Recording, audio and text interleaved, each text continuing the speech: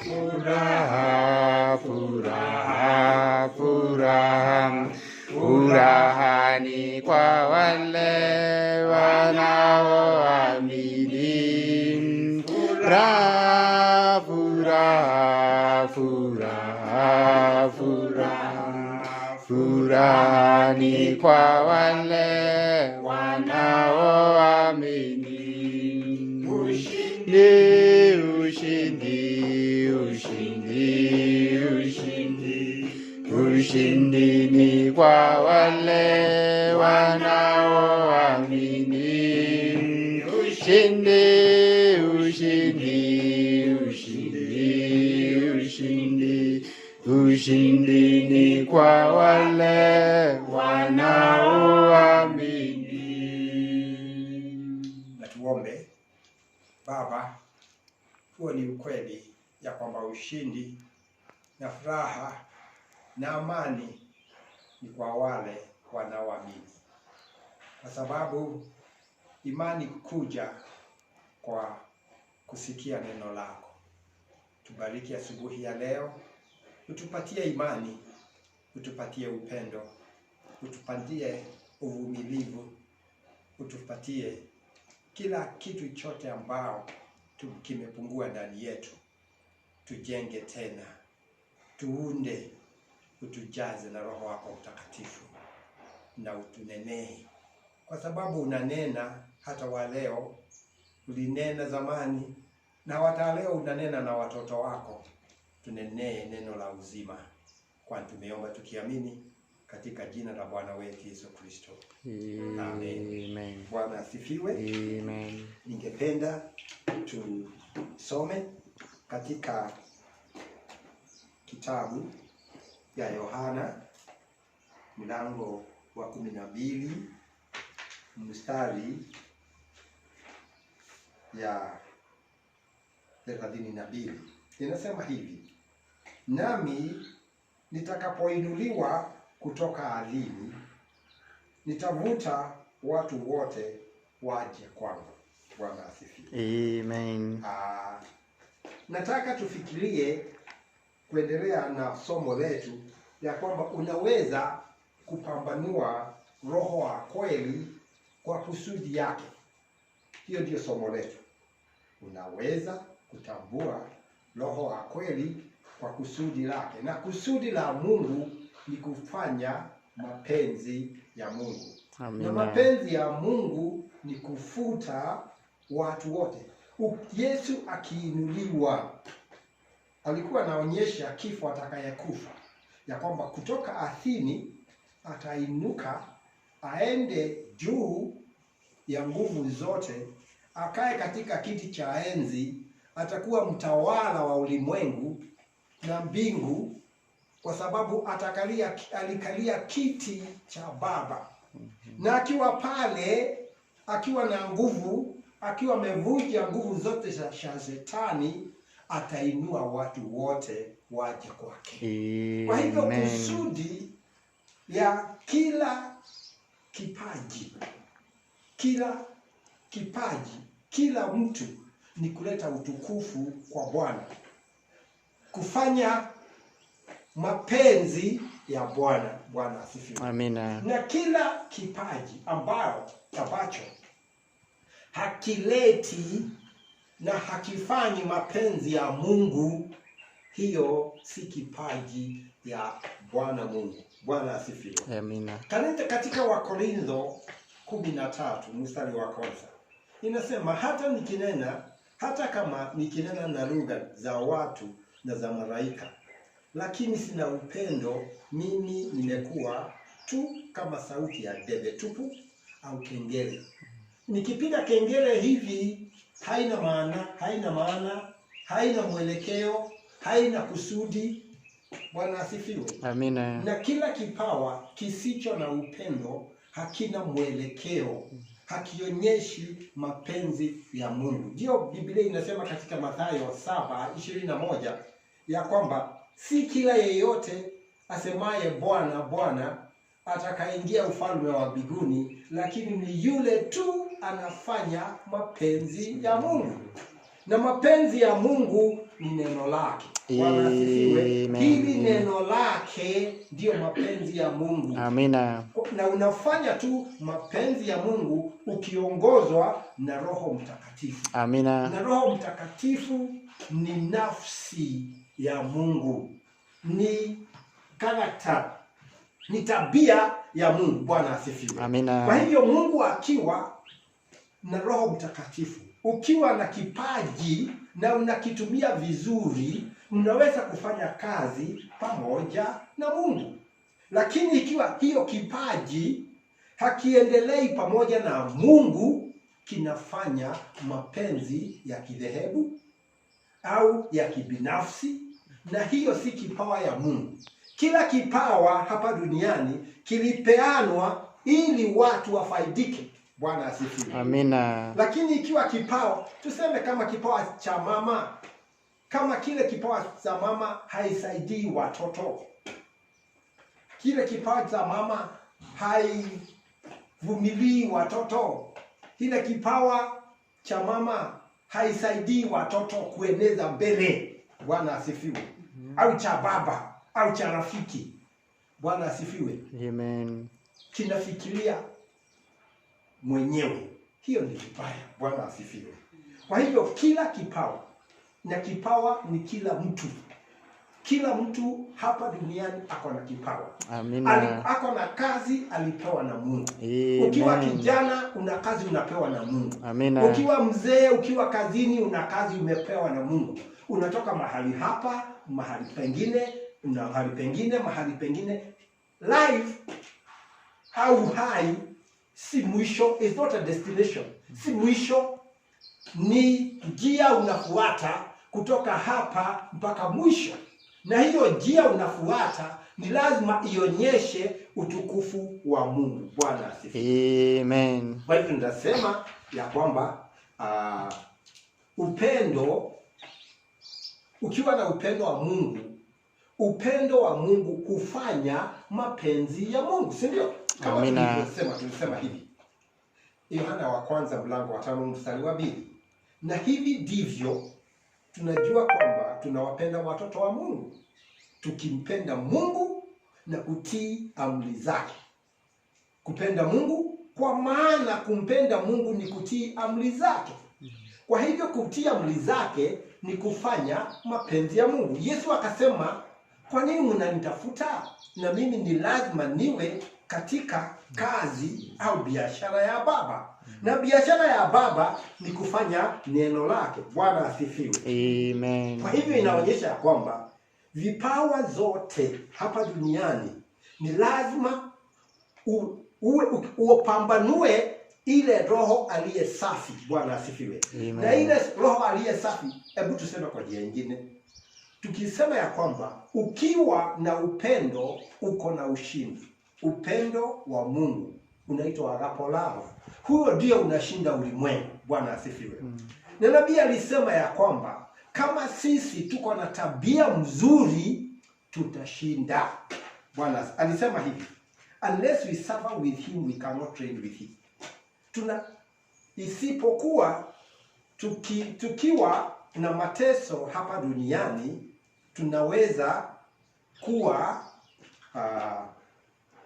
tunaweza kutawala pamoja na yeye.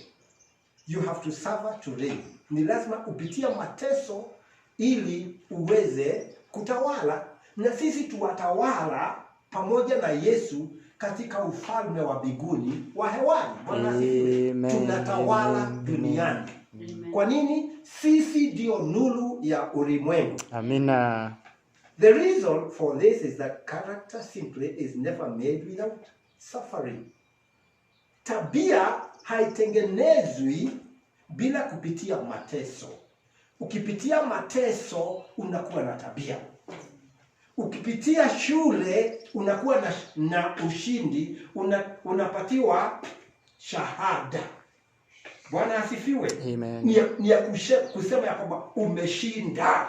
Na ukipatiwa upendo ni ya kwamba umepitia hiyo hatua ya kwanza, ya pili, ya tatu, umefika mwisho, umeshinda.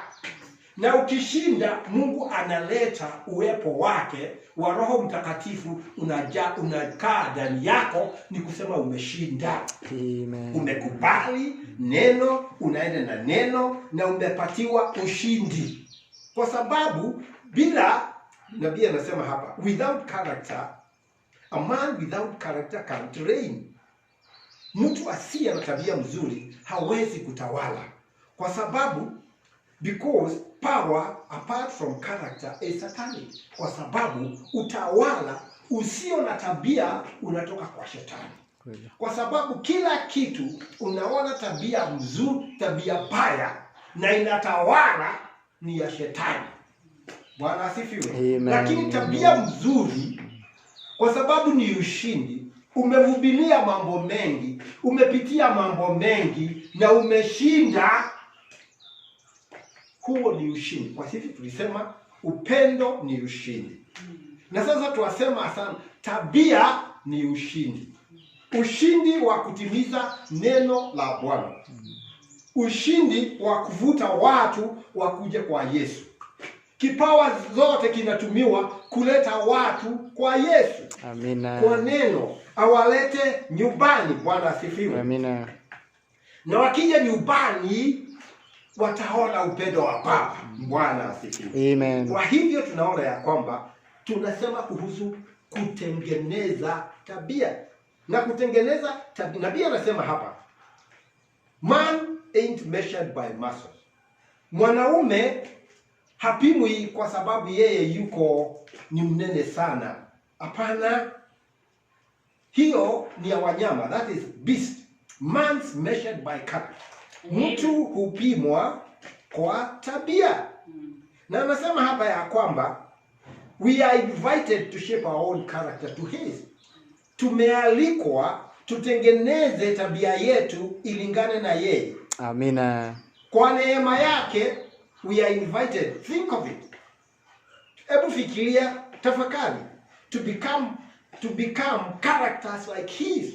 Kuwa na tabia kama yeye. Yeah?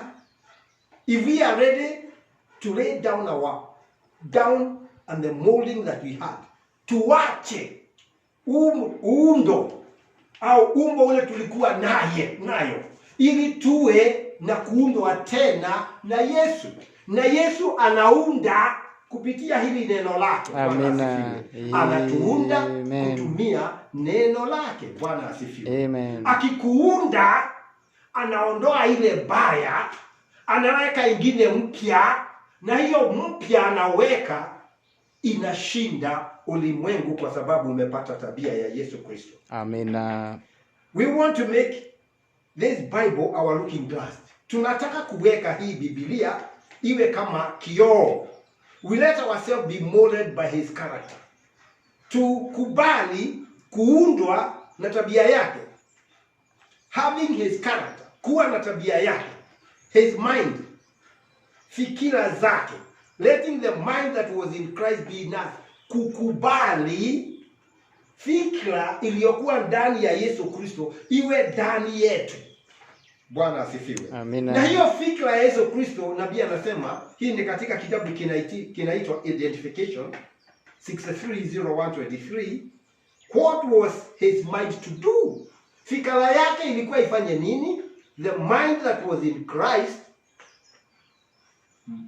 fikira iliyokuwa ndani ya Kristo, always to stay with the Father's word. Ni kukaa katika au kushika na kufanya kazi ya Bwana. No matter what looked glossy, whatever looked this way, it didn't make any difference to him.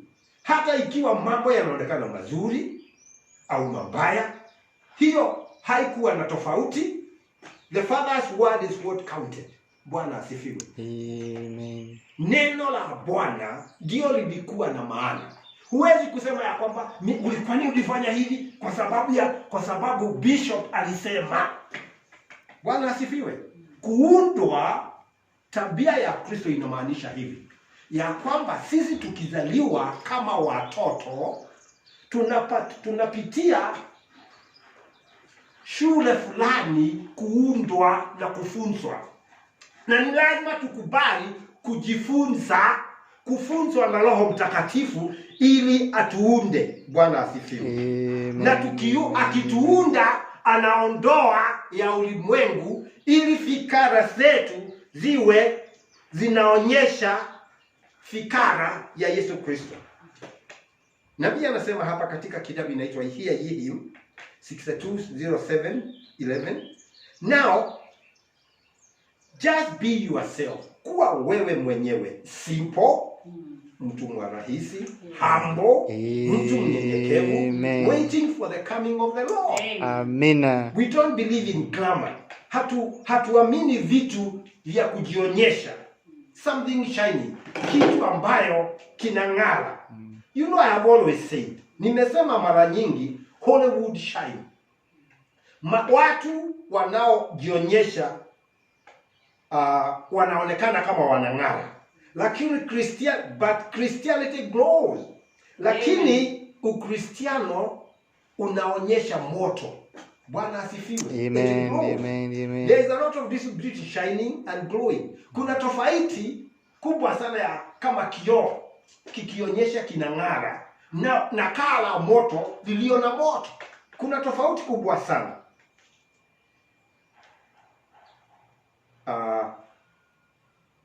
Christianity glows with humility.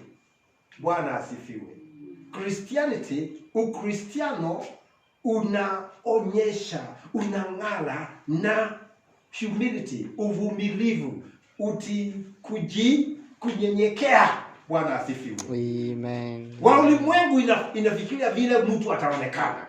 Lakini Mkristiano akiwa na tabia ya Yesu Kristo ananyenyekea. Bwana anakuwa mvumilivu, humility, anakuwa humble, kunyenyekea. Nabii anasema the way up is down. Njia kwenda juu ni chini. Bwana asifiwe. Kwa sababu tabia ya Mungu, Biblia inasema hivi, hata akiwa yeye alikuwa Mungu, hakuona ni vibaya kunyenyekea, kuwa servant, mtumishi. Bwana asifiwe, ili akufe pale msalabani. Hiyo ni tabia ya Yesu Kristo. Bwana asifiwe. Amen. Na hapa anasema, and if you learn to love, kama unajifunza kupenda, and to be kind, na kuwa mtu aliye anapenda, anafanya watu mazuri. Bwana asifiwe. Kutenda mema kwa kila mtu, to everybody, and be gentle, na uwe mnyenyekevu, have patience, uwe na uvumilivu. It will make your home different. Itafanya nyumbani mwenu kuwa tofauti. Amen. It will make your associations different. Itafanya vile unahusiana na watu tofauti. God will honor you. Mungu atakupatia utukufu. Bwana asifiwe. Amen. Ikiwa wewe mnamtukuza, na yeye atakutukuza na ataita watu wengine, kwa sababu upendo hutengeneza hali nzuri. Bwana asifiwe. Amen. Amen. If you got patience, ukiwa na kuvumilia, if you got love, ukiwa na upendo, and consideration for everybody, na unaona kila mtu, unaheshimu kila mtu. If your first love is Christ, ikiwa upendo wa kwanza ni wa Kristo, upendo wa pili, your second is to your fellow men. Upendo wa pili ni kwa yule mko karibu na yeye. Let you be the third like that. Wewe uwe wa tatu. If you are moving on, ukiendelea mbele, you got long suffering, unakuvumilia, gentle, mnyenyekevu, patience and faith. Bwana asifiwe. Ukiwa na hiyo, amesema hivi ya kwamba chukua Mungu kwanza katika kila jambo. Amina. Amina. Kama vile tunaona mtu kama Jonathan na Daudi. Upendo wa Mungu ulifanya Jonathan ni mfano wa mtu, na Daudi ni mfano wa Kristo. Alipoona vile alifanya, alimpenda sana mpaka akatoa kila kitu chake alikuwa nacho. Akatoa nguo yake ya juu akampatia Daudi. Akachukua upanga alikuwa naye akampatia Daudi. Mshipi akampatia Daudi. Na hata wewe ukiwa na upendo wa Mungu, kwa sababu upendo wa Mungu ni kufanya mapenzi yake. Amen. Na kutii amri zake, kutii neno lake. Bwana asifiwe. Amen. Ukifanya hivyo, naye Mungu atakuinua. Amen. Amen. Na akikuinua, sasa si wewe unafanya kazi, ni yeye amekuja anaanza kufanya kazi ndani yako. Kwa nini? Umemuinua. If I be lifted up, nikiinuliwa kutoka ardhini, na wewe ndiye ardhi hii. Bwana asifiwe. Amina. Ukiinua Yesu ndani ya ardhi hii, naye anaweza kufuruta watu waje kwake. Na hata wewe atakufuruta uwe kipaji yake kinachofanya mapenzi ya Mungu. Unakuwa instrument ya amani. Amen. Instrument ya upendo. Amina. Instrument ya kufanya mazuri. Instrument ya kuleta watu kwa Mungu. Kwa sababu kusudi la Mungu, alipolipenda watu, akatoa mwanawe ili akufe pale msalabani, ni atafute njia kupitia watu ili awafurute wakuje kwake. Na wewe ndiye kipaji kitachofanya hivyo. Bwana. Na huwezi kufanya hivyo ukitupia hiyo kipaji vibaya. Bwana asifiwe. Amen. Nabii anasema hivi katika kitabu, do you believe this? Believe this now this.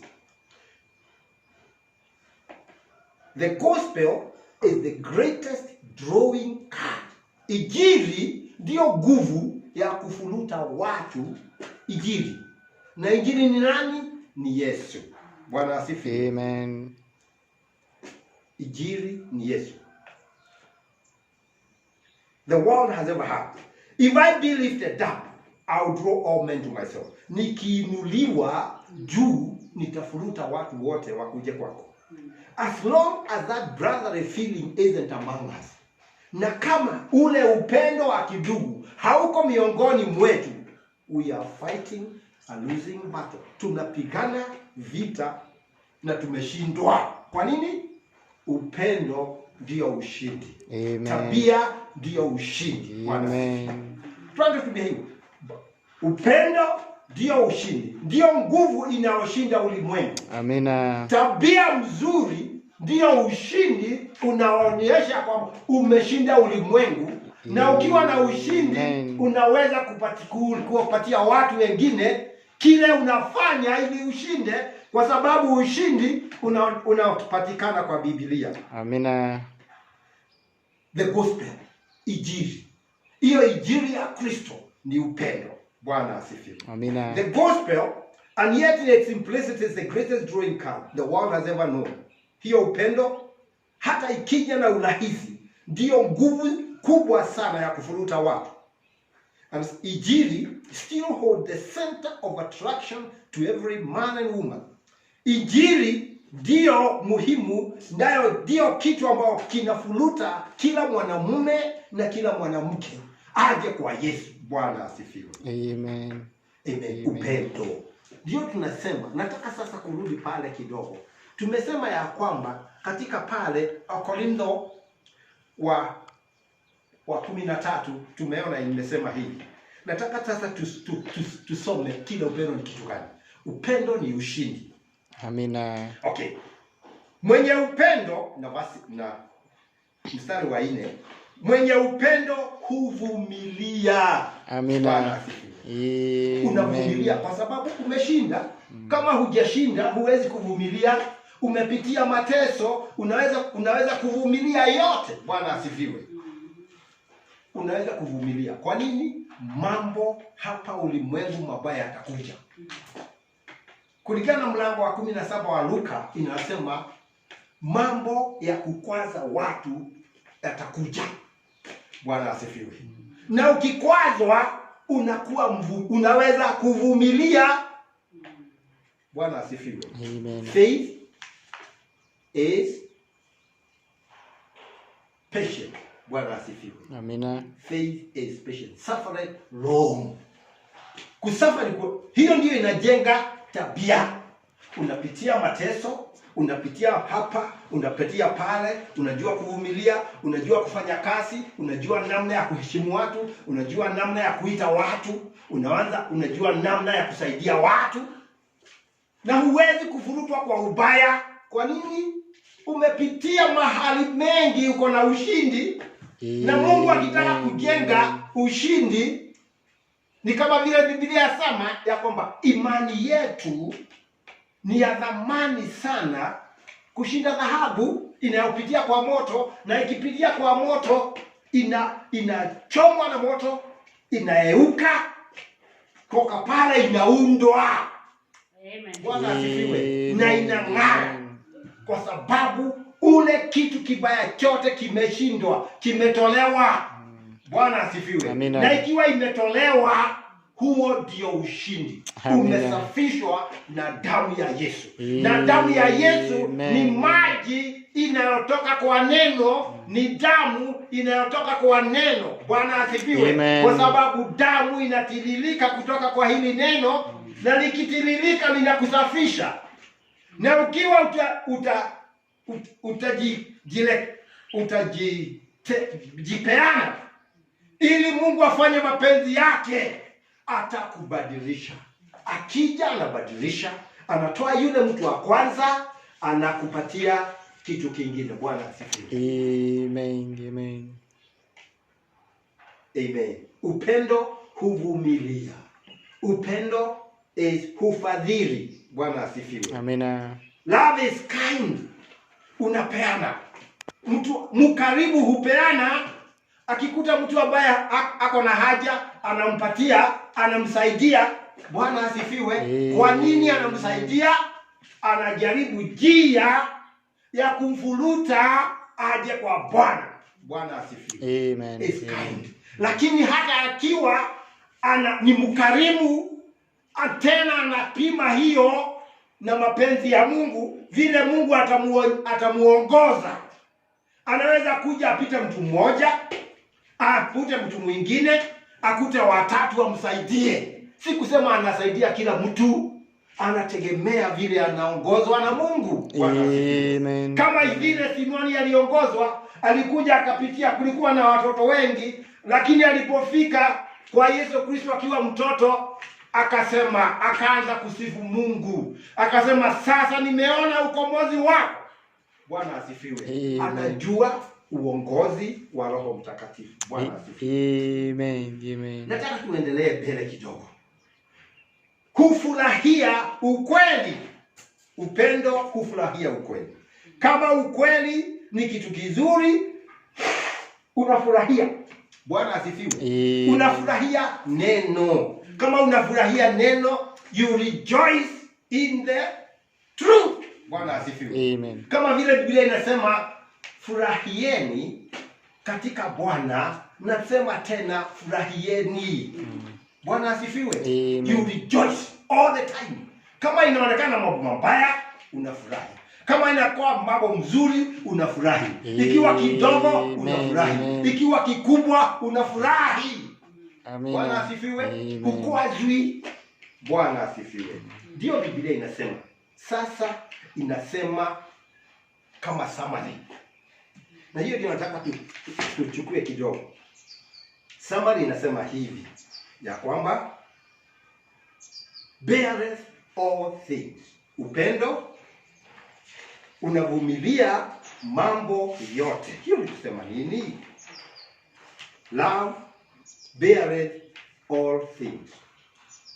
Bwana asifiwe. Amen. Kubear all things ni kumaanisha hivi. All things inachukua mambo yote.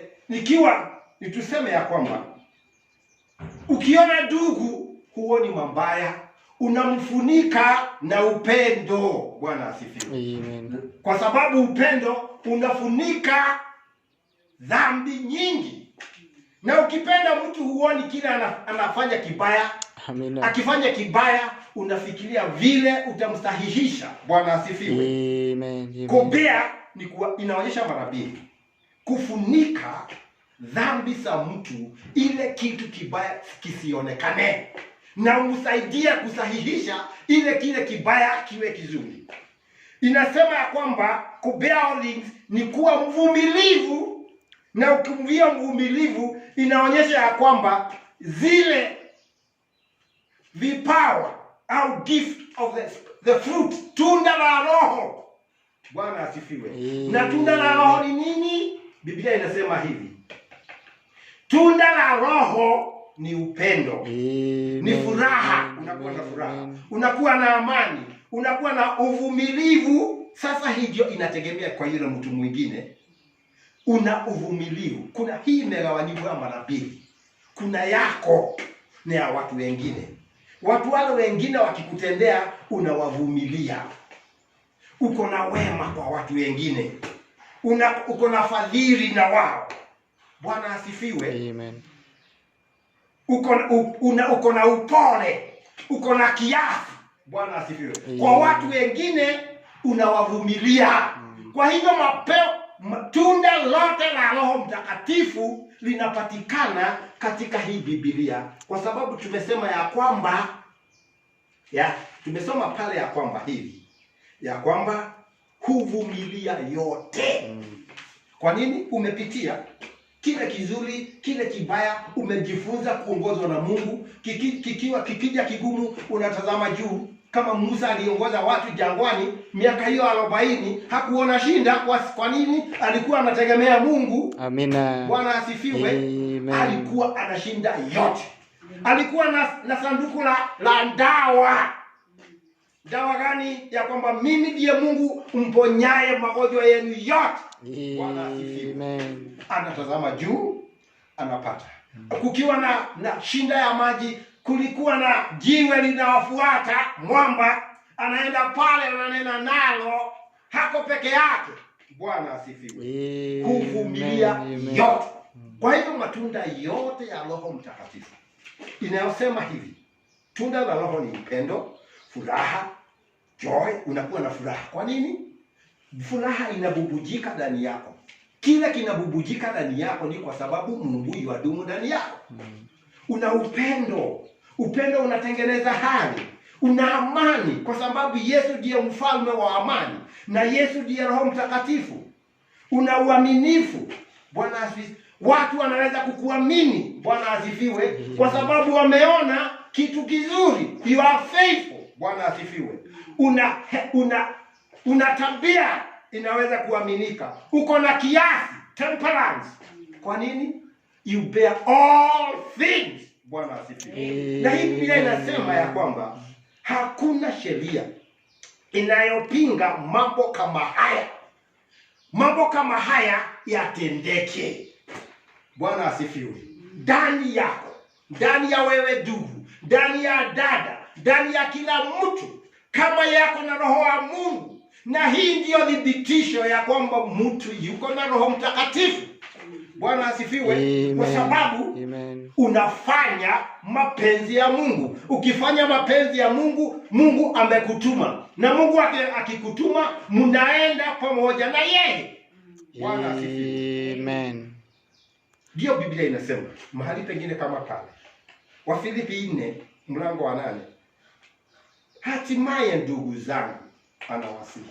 Hatimaye ndugu zangu, mambo yote yaliyo kweli, kwa sababu tunafurahia ukweli.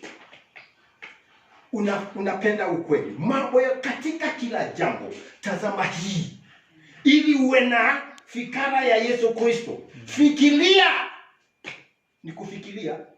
Ushindi ni kufikiria, na huwezi kufikiria mazuri ikiwa roho yako ni mbaya. Inasema mambo yote ya kweli,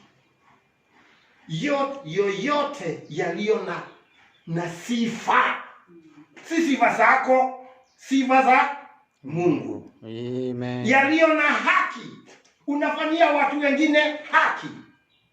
Na yoyote yaliyo safi whatsoever is true, good, yeyote ya kupendeza, inapendeza watu. Kitu kinapendeza watu, kinawafuta waje kwa Yesu. Si waje kwako, waje kwa Yesu.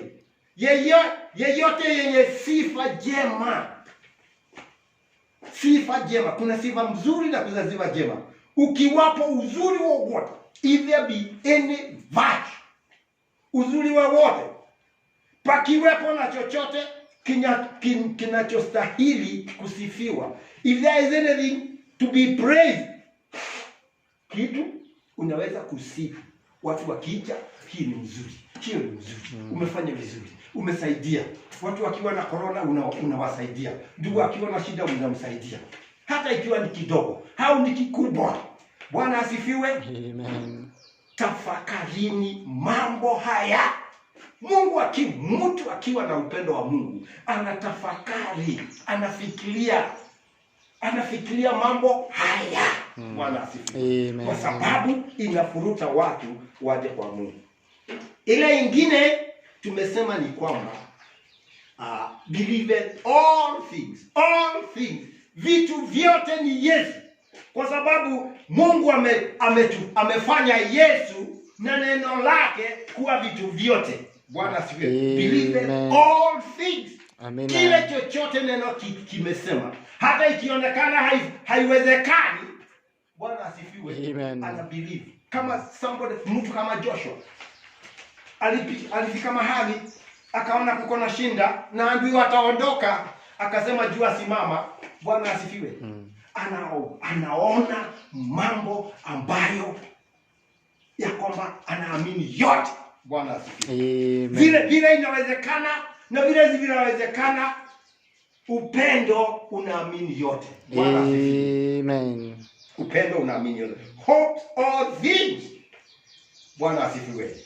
Inatumainia vitu vyote. Kutumainia ni kumaanisha hivi, ya kwamba hata ikiwa na corona itakwisha. Amina. Hata ikiwa na shida, hiyo shida itakwisha. Kama Ibrahimu, kweli, kinyume ya tumaini akatumaini Mungu. Bwana asifiwe. You hope all things well, no matter how bad. Hata ikiwa inaonekana vibaya hati. Bwana asifiwe. Ile ya kuamini, unachukua neno, unasimama juu ya neno, kwa sababu imani ndani ya neno ni ushindi. Unachukua kile neno limesema, ya kwamba kama neno limesema nimeponywa, unachukua ule uponyaji unaoleta hapa, unakuwa kwa ahadi ya Mungu. Lakini kama kitu ambayo hakionekani, unatumaini Mungu atakusaidia, unatazama bali kwa neno la Mungu, unaona mambo yote yatakuwa mazuri. Hata ikiwa ndugu zangu hawaamini, Mungu nikiamini na jamii zangu wataokoka. Amina. Inaamini mambo mazuri, no matter how bad. Hata ikiwa mbaya aje, mambo yote itakuwa mazuri. Hata nikienda kama ni Abrahamu, nikienda nikitoa mwanangu, atafufuka. Na hakuwa ameona hata mtu mmoja ambaye amefufuka, lakini kwa sababu aliahidiwa na Mungu ya kwamba huyu ndiye mlili wako. Bwana asifiwe. Amen. Hopes all things. Endures all things. Hiyo inakaribiana na ile ya kwanza. Inahimili mambo yote. It endures all things. It is not huwezi. It is not hard. Hata ukimtukana hasikii vibaya. Anasema hiyo ni haki yako. Ukitaka kuitukana, hata Yesu alitukanwa, hata manabii walipigwa, waliteswa, na yeye hana shinda, kwa sababu anajua anatembea kwa mapenzi ya Mungu. Amen. Endure all things. Bwana asifiwe. Amen. Kama Joshua, hata ikiwa kulikuwa na shinda, Musa, wale wengine wakilalamika, Kora na Dathan wakilalamika, wale wengine wakiomba miungu, yeye walikuwa wamenyamaza. Wanastahili mambo yote. They endure all things. Huwezi kuona wakilalamika. Wakienda nchi ya ahadi, wanarudi wanasema inawezekana kwa sababu Mungu alituahidi. Hawa wanasema kile wanaona, hata ikiwa na shinda. Bwana asifiwe. Amen. It endures all things. Huwezi kuihurt. Bwana asifiwe. Amen.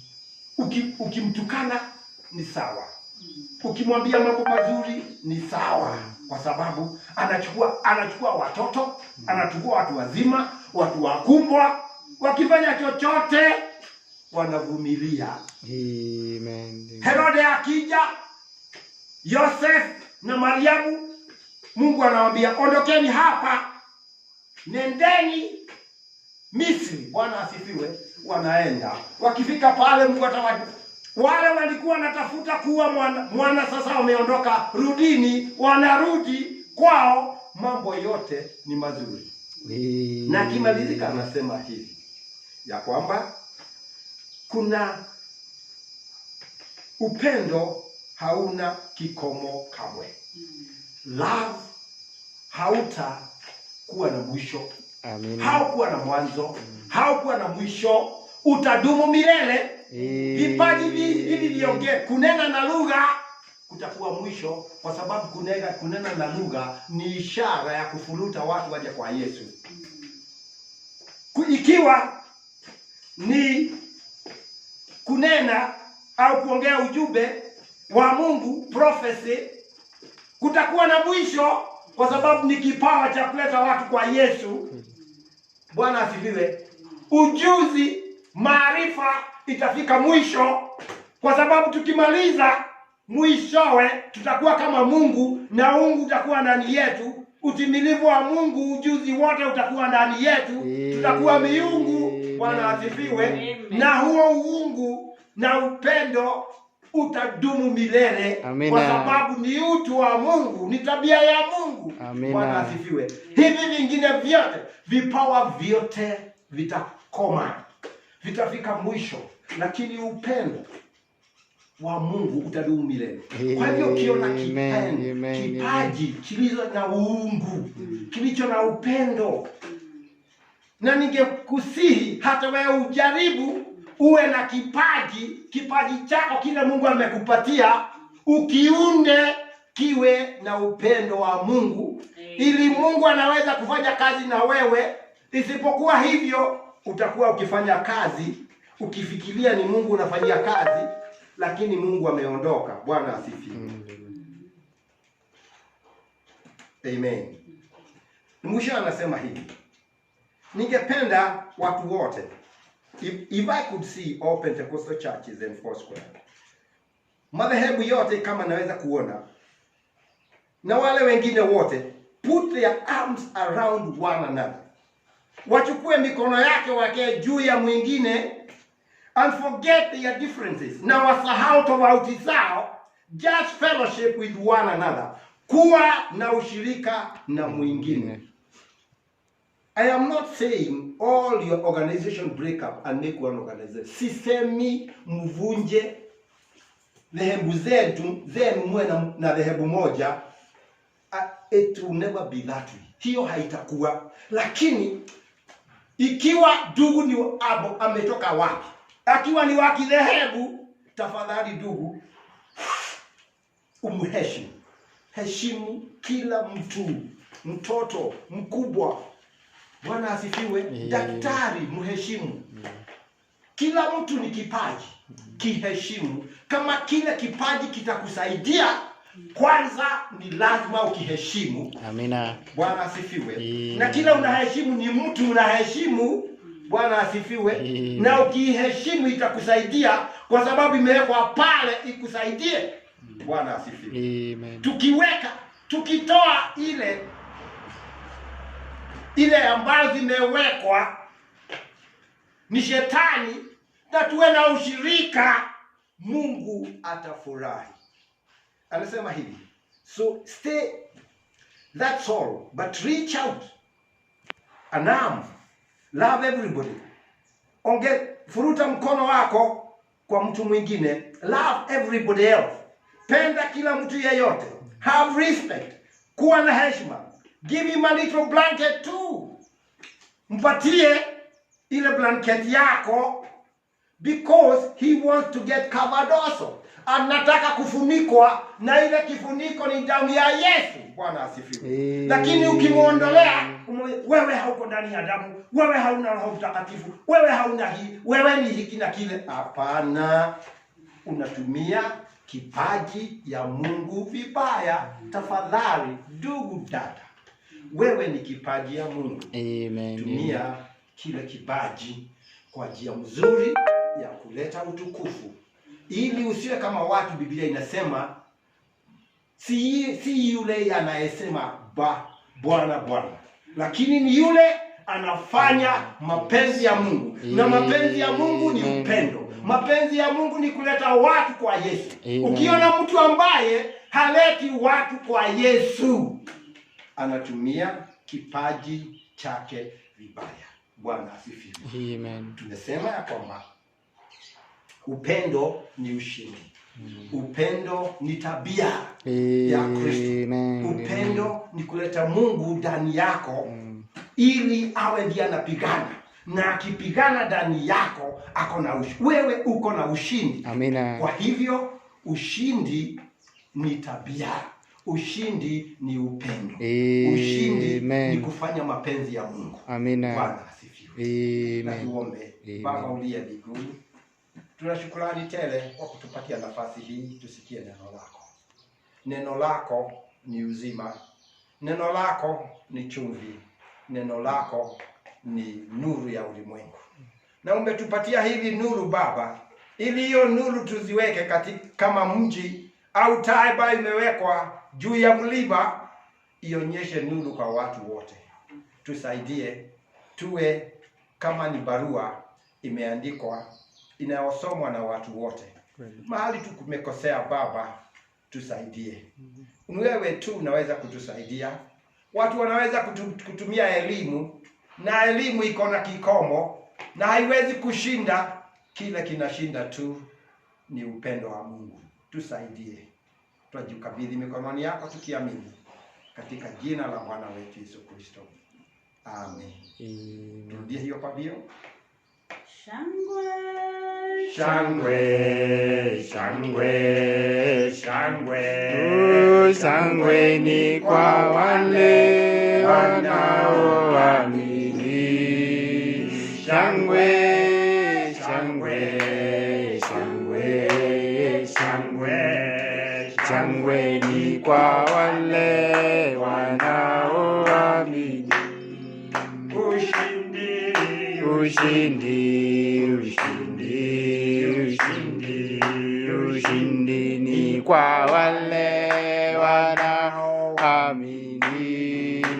Ushindi, ushindi, ushindi, ushindi, ushindi kwa wale wanaoamini.